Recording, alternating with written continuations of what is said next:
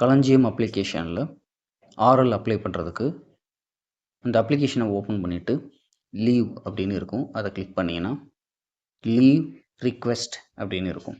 இந்த முதல் ஆப்ஷனை கிளிக் பண்ணிவிட்டு அப்ளை லீவ் அப்படிங்கிறதையும் கிளிக் பண்ணிக்கோங்க. லீவ் டைப் அப்படிங்கிறதுல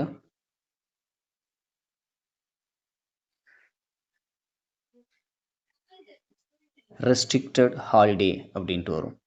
இதை கிளிக் பண்ணிங்கன்னா உங்களுக்கு பேலன்ஸ் 3 நாளில் எத்தனை இருக்குது அப்படிங்கிறத இங்கே காமிச்சிடும். அடுத்ததாக ஸ்டார்ட் டேட் அப்படிங்கிறதுல கிளிக் பண்ணிங்கன்னா அந்த மந்த்துக்குரிய ஆர்எல் லிஸ்ட்டு வந்து வரும்.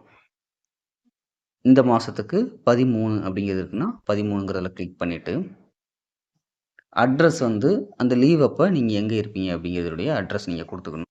அடுத்ததில் லீவ் ரீசன் அப்படின்னு கேட்கும். அதில் கிளிக் பண்ணிவிட்டு அதர்ஸ் அப்படின்னு கொடுத்துக்கோங்க. டு செலிப்ரேட் பொங்கல் அப்படின்னு நான் இதில் கொடுத்துக்கிறேன். உங்களுக்கு வேறு ஏதாவது ரீசன் இருந்துச்சு அப்படின்னா அதில் கொடுத்துக்கணும். கொடுத்துட்டு நம்ம இந்த லீவ் அப்போ எதுவும் ஒரு ஃபைல் வந்து அட்டாச் பண்ண போகிறது இல்லை.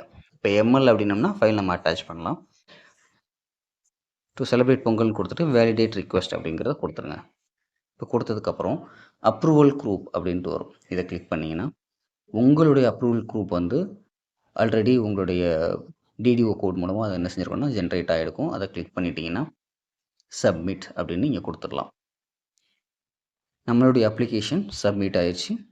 இதை ஹெச்எம் வந்து அப்ரூவ் பண்ணிவிடுவாங்க.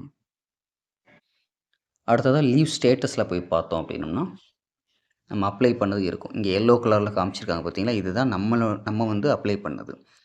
ஸோ அதை வந்து என்ன செஞ்சுருக்காங்கன்னா ப்ராக்ரஸ் பண்ணிக்கிட்டு இருக்காங்க அப்படின்னு அர்த்தம். இது நமக்கு ஹெச்எம் வந்து அப்ரூவ் பண்ணிட்டாங்கன்னா க்ரீன் கலராக மாறும். இல்லை ரிஜெக்ட் பண்ணிட்டாங்க அப்படின்னம்னா ரெட் கலராக அது மாறிடும்.